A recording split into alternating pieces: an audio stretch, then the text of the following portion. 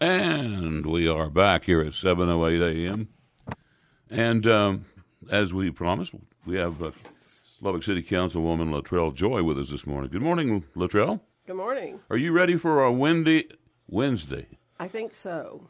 Batten down the hatches. You've nailed everything down at the house? Yeah, it's going to be a rough day. Well, everybody needs to be careful, too, with fire today and anything involving fire. Yes, that's exactly right. Yeah. Fires can be extremely damaging in high winds. I moved things around in my house. Hopefully, the wind won't blow them away, but it's going to be a tough one. Probably. We don't know. Sometimes they get the wind right, sometimes they don't. Well, let's see. Last night was a city council meeting. It was. Did anything happen of interest? Well, it depends on where your interest lies. Depends on who you are. That's right. Yeah. Fairly quiet evening. We did have the Lubbock Christian University women's basketball team. The champions were recognized last night in chamber, which was really a neat event for us and hopefully for them. We did that before we got into regular business. But it was pretty quiet. We had some zone cases, and they're always interesting, but only to those people who are involved, in a zone change. Yeah. So one of the other things that they brought up apparently was that the alliance between Texas Tech and South Plains College, as well as the city, as far as that's probably, I guess that's a zoning case or a LEDA case. No, like that was on the consent agenda, and it involved the memorandum of understanding between, Lubbock Economic Development and the City of Lubbock and South Plains College, and all we did was extend the date out to, I think, June. Mm-hmm. So that was really it. There was no discussion on it. Yeah. But that's what you're referencing. Okay. Yeah. Well, they also apparently they're starting to tear down the Coliseum. Does the city have anything at all to do with that anymore? No, we've had none since September. Okay. Of last year. That's all Texas Tech, isn't it? That is all Texas Tech. Yeah, it's going to take several million to tear that thing down. Man, it is cement and solid rock. It's going to be a tough one. Yeah, their estimate was $3.5 million. I don't know if they can do it for that or not, but if you look at the original plans for the Coliseum, it is exactly what you said. It's built much like the Coliseum in Rome. It is just, except it's concrete. Yeah, from the bottom up. Exactly. The only thing it's not concrete, I guess, is the roof. Yeah, and so it's going to be an endeavor. Latrell, I was visiting at length yesterday with a client of mine who is adjacent to the old the hotel that burned, the motel that burned. Villa Inn, yes. Uh-huh. Yeah. And what a mess. And he was telling me this story about how this thing has gotten involved with the EPA now because there's asbestos. Are you up to speed on what's going on here? Because from what he has told me, there's been several steps taken. They went to the city, went to the state, got a permit. They started to tear it down. They found asbestos, and then they got a waiver. And then the EPA came in and stopped it. Now, I'm not positive of those facts, but it's something akin to that. And it seems that this could go on for years. Well, it could, and the problem was that it was sold to a group out of the receivership, and that group, when it burned, filed an insurance claim, got the money, and that's the last we've heard from them. Right. But if that debris is what we call hot. Well, yeah, and let me ask you. So there's no recourse to go to them. Could you sue them for the money to clean this thing up? That gets a little tricky about suing them. Obviously, the city had already filed liens and all sorts of legal what we could do, and I know that excuse me, they're still working through that. To me, the largest problem is the fact that the debris is still there, and if it is hot, we cannot dispose of it just anywhere. There are certain locations where you have to take things that have asbestos and other detrimental environmental. And it's not out by the airport. And it's not out by the airport. No, it's not. And it's expensive. And so rather than, I don't want to speak out of turn for legal, but I know they are working on a solution through the proper channels. Well, could this go on for years? Should not. It's already gone on too long, don't you think? Yes, way too long. Yeah. I mean, is the council fully aware of the impact that this is having around the businesses in that area? Absolutely. We are. This is detrimental to the community and property values, and it's really, really bad, besides being just a huge eyesore. I agree. I don't think you'll find anybody on council that disagrees with you on that, but we have to work through the legal process and our hands in some ways are tied in that process. Because the property owners have rights. That's right. We don't own the property. Are they paying their taxes? I mean, have there been anything like that would have been a problem as far as the property? I don't know the answer to that question, whether they were paying those or not. I don't know. Okay. Well, let's go ahead and we'll take a break, and we'll be right back with Councilwoman Latrell Joy.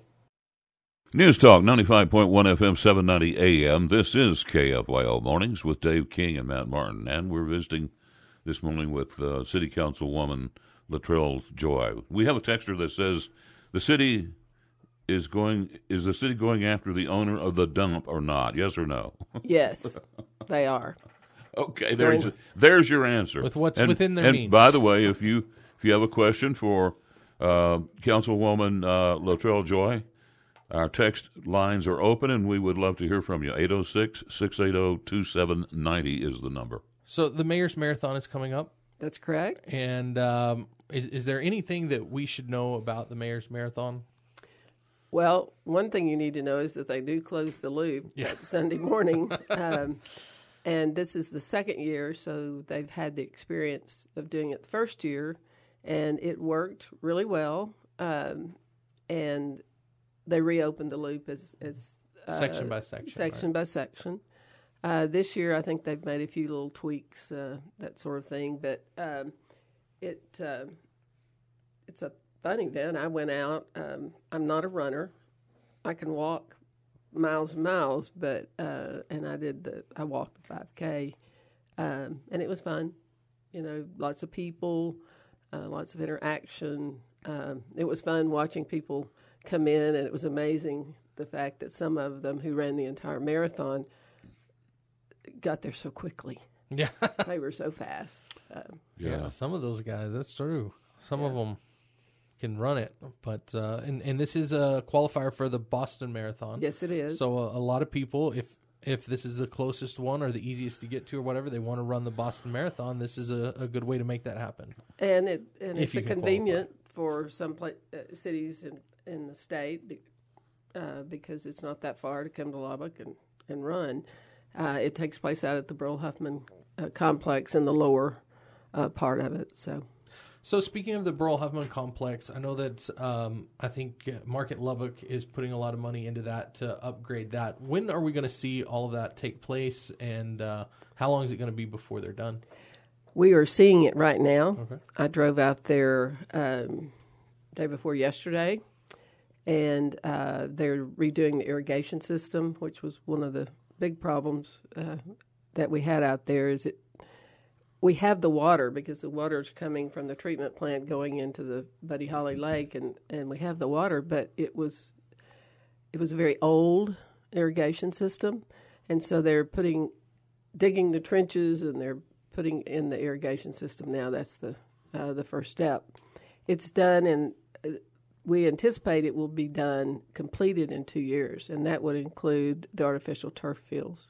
Okay. And is it going to be expanded all, or is it going to stay the same size? It's just going to be higher quality. It will not be expanded. The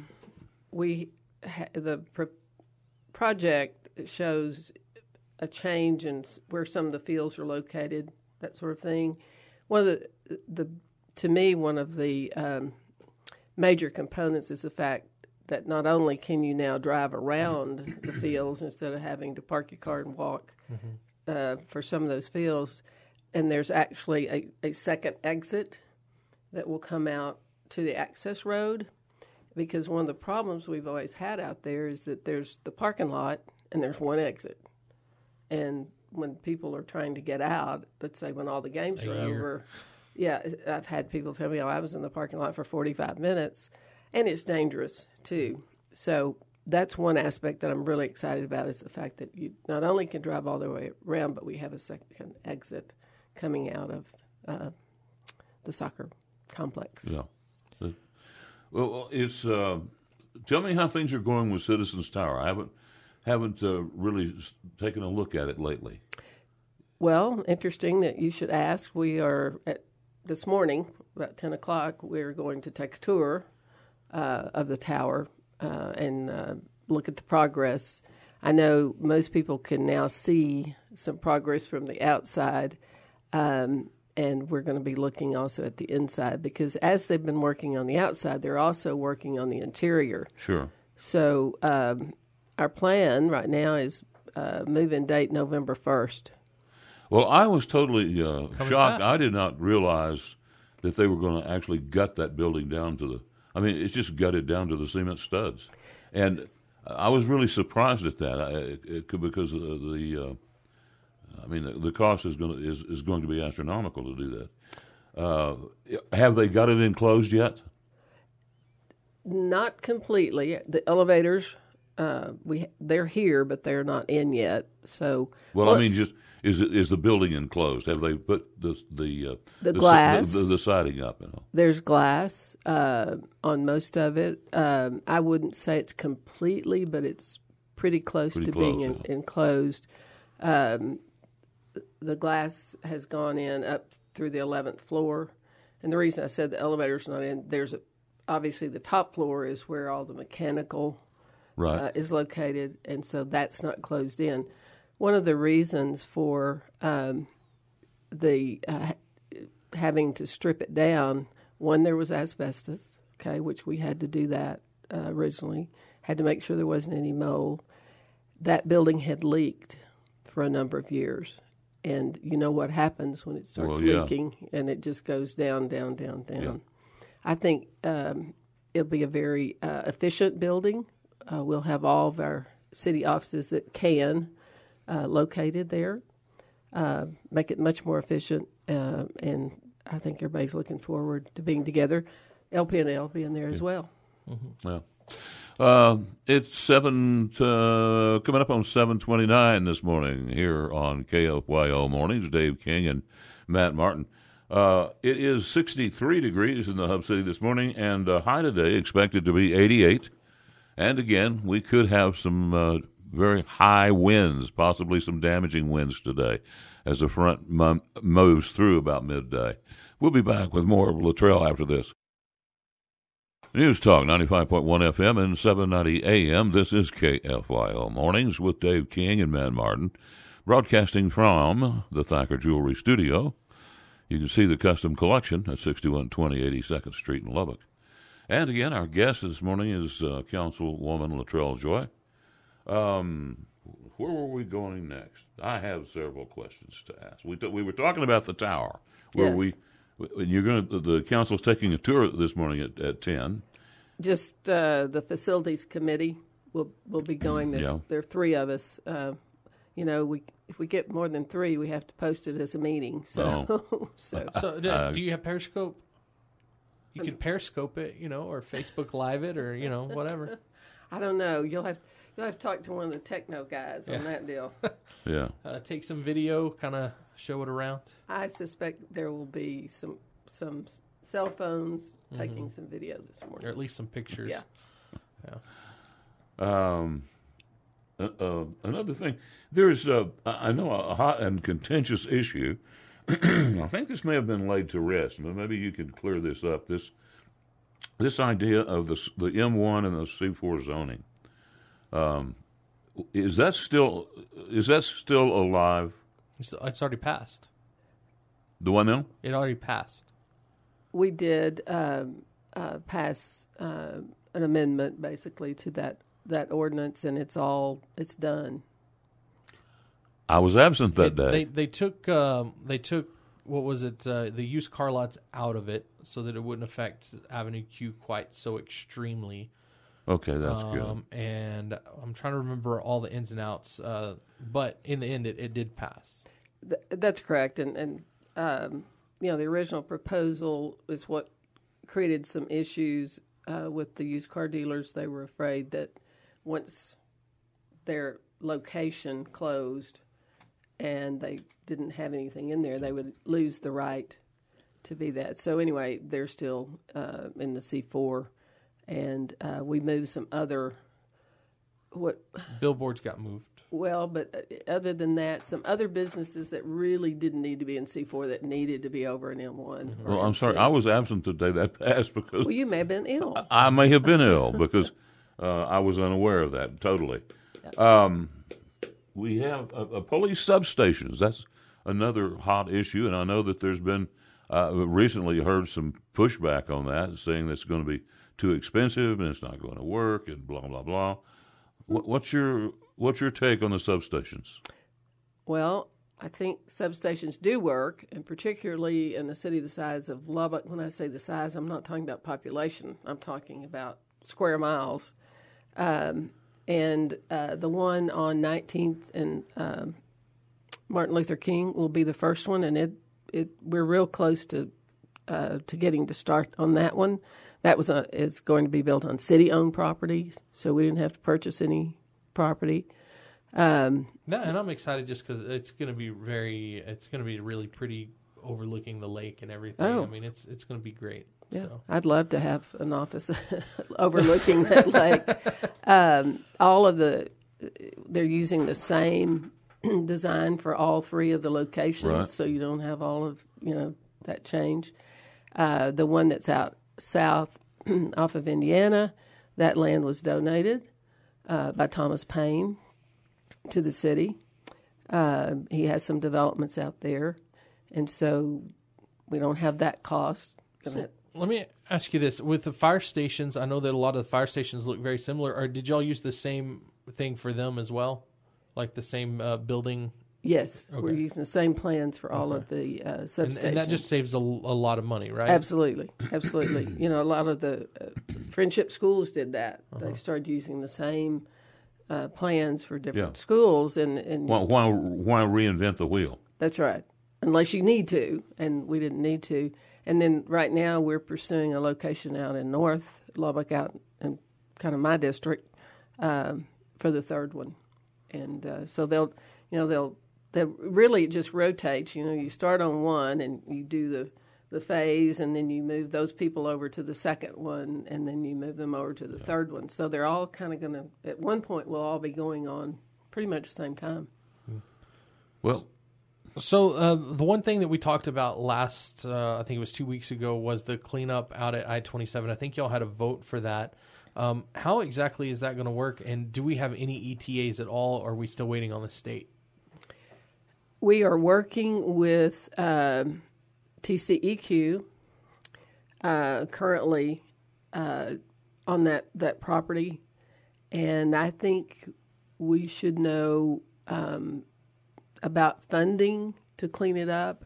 That's been the big problem. TCEQ has a fund. Right. Can we put the Villa Town in or whatever, kind of put all that together? Well, I'd hate it's the same problems, right? It's very much the same, except what's out on I-27. I'm told there's about 3 feet of shingles and debris out there, and it's been out there a long time. Now, where's that? On the I-27. It's across from the airport. Yeah. The old shingle dump. But what we're working on now is working to get that funding so we can go in there and clean that up. And we just kind of have to. So it just sits there until the money's there, right? Well, I mean, depending on whose estimate, you have, it's millions of dollars. And again, you can't just take it and put it out in the city landfill. It has to go to a special landfill. And that's unfortunate, but none of us created the problem, and I'm not. So how did that problem come about? I mean, I don't know all the history to that, but was this a private owner who got a permit to allow that stuff to get dumped out there, or how did that come about? What he actually did was he did get permission from TCEQ for that to be a site where they could deliver all of the shingles and stuff. So he had clearance from TCEQ to Which is why they're going to help clean it up, right? And should, yeah. And they should. And then he is now deceased, and so you've got some other issues. Well, I have an idea. Why don't we burn those shingles and create generate electricity? Well, if it's asbestos, I think we'd get in a lot of trouble. I think you'd get in a lot of trouble either way on that one. Okay, it is 7:43. Quick break, and we'll be right back. And we are back. 95.1 FM, 790 AM, KFYO Mornings. Dave King, Matt Martin here. 7:46 AM again. 63 degrees currently in the hub city. 88 is forecast high today. Possibly some heavy winds. There's a wind fire warning. I have to get that right. Council Lady Latrell Joy is with us this morning, and I wanted to ask you about, what do you think is the biggest problem facing Lubbock in the next 5 years? What do you see on the horizon that's going to be the big issue? What are we going to be talking about? Well, I think we're going to be talking about growth and how we are able to provide the services, the infrastructure that we need for the growth. And let me ask you this. Do you think Lubbock predicted the growth that we have experienced over the last 5 years? I don't think so. No, I don't either. I do think there were some forward-thinking people who addressed the water issue early on. The Marshall Sharp Freeway was certainly one of those, and the loop, and it's been there since the 70s, and most of us thought it would never be used. And then we've got Loop 88 coming on. So, in that context, I think there were a lot of good things done, anticipating that we would grow. I'm not sure that we thought we would grow quite as quickly as we have. Yeah. Now, we've been growing, 1.5–2% a year, but, 1.5–2% of a small number is not much. But as we got to 200,000, that percentage began to increase. Well, I mean, it just amazes me to go look at the hotels that are going up, look at the apartment complexes going up, and still building houses just as fast as we can, although I did have someone told me that, well, I think you told me, Matt, that the houses are slowing down a little bit. It seemed to be. I mean, I know that in my neighborhood, if a house went on the market, it was sold almost immediately. And we got quite a few that have been on the market now for 30 days or more. And so I am seeing a slowdown, at least from that aspect. I don't know that the building has slowed down, though, the new builds. No, the new builds, South Lubbock, we've had Southwest Lubbock, but it's shifted a little bit more to the south. And then I have quite a bit of development going on over in the off of Erskine and Frankfurt in my district. Some new developments that are residential. And most of those will have some component of an apartment, or a buffer type housing. But yeah, it's still going, and they're not through building hotels. Do you predict it's going to continue at this rate? Or is there any way to know? We did have a soccer event or a women's softball or something. I don't remember. They had some kind of tournament not that long ago where they had hotels in Lubbock were impossible to find, and if you did find one, it was above $300 a night. So, I mean, there are times right now where everything is sold out. Well, and there are certain events that fill up, but looking at the statistics on it, the hotels are doing well, and I don't think they're through. And in terms of future growth, we're using that 1.5% to 2% for everything that we, calculate in terms of what's going to be out there. And as you said, 5 years, what will we be looking at? Yeah. So, speaking of hotels, a private-public partnership that y'all are looking at down by the Civic Center, as far as event kind of center as well as a hotel built over there. Has that had any movement at all? You're talking about a convention, right. hotel. Uh-huh. It has movement in the sense that it was approved in the last legislative session, and I believe they're working on that agreement now between the private developer and the city, and we're on a deadline to have that done pursuant to the legislation for that. The other issue is maintaining what we have, which is one of the large expenses that we have. Right. And that's something. Not you personally, but that Lubbock as a whole has not always done great on. That's correct. Street maintenance. I mean, we hear that daily, and the last couple of councils have. And this has been a rough year for streets. Every year's a rough year because it's going to get cold. It is going to rain. It is going to freeze, and then it's going to warm up. And that asphalt just It leaves cracks. Yeah, it leaves cracks. But we have the plan where on a regular basis we're redoing those streets in all the neighborhoods. And if you drive around Lubbock much, you'll run into one of those ongoing. But we do have a plan for that. But just maintaining what we have and providing for all areas of the city, we can't. We get accused of favoring one part of the city against the other. Council doesn't do that. We try to look at the entire city and do the best we can. We've got streets in Lubbock that have never been paved. Yeah. Well, we have a texter that says, why are we not redoing Broadway to attract more business? I think he's talking, or she, they are talking about the brick streets. I think is what they're talking Probably. about. Yeah. And as you are aware, we have a lot of those, in the core of the city, as I call it. There's been this ongoing debate about should we have brick streets or should we take them up? And there's a segment of the population that says we need to retain them, but they're not in very good shape, and they've been down there. Yeah. At least at this point, they don't seem maintainable. You're talking about something that has some element of identity for Lubbock. That's right. The brick streets, yeah. That's right. But you know what? But it's going down. Times change. Well, and that's kind of, I think, where we are on that, and that's why that discussion's ongoing, particularly with downtown redevelopment. Yeah. Yeah. Okay, quick break and we'll come back and close out. And we're back once again with Councilwoman Latrell Joy, and we're talking about downtown Lubbock, which is my thing.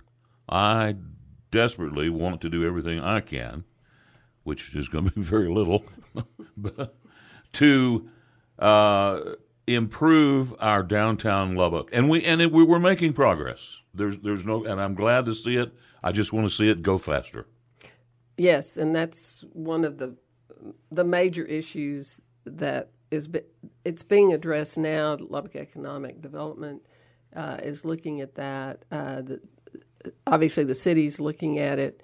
It is growing, and we do anticipate that what will happen with the student population at Texas Tech, that eventually is going to cross over Avenue Q and come on downtown. And when that does, and there's an old saying, when people come, other businesses follow.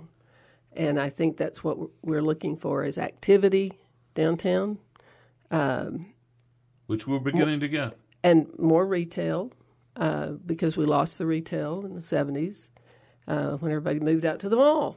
So it's a focus for the council. It's a focus, I think, for everybody in Lubbock because we want it to be vibrant. And there are a lot of good ideas. It just takes a little time and sometimes takes a little money.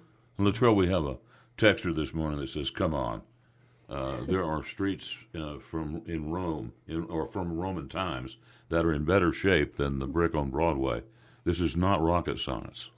Well, I agree with that. And part of the problem is not maintaining those streets in the past. Latrell, we're running up against the clock. We're so glad. We're always glad to have you out. You're always interesting. And I hope to see you again soon. Thank you. All right.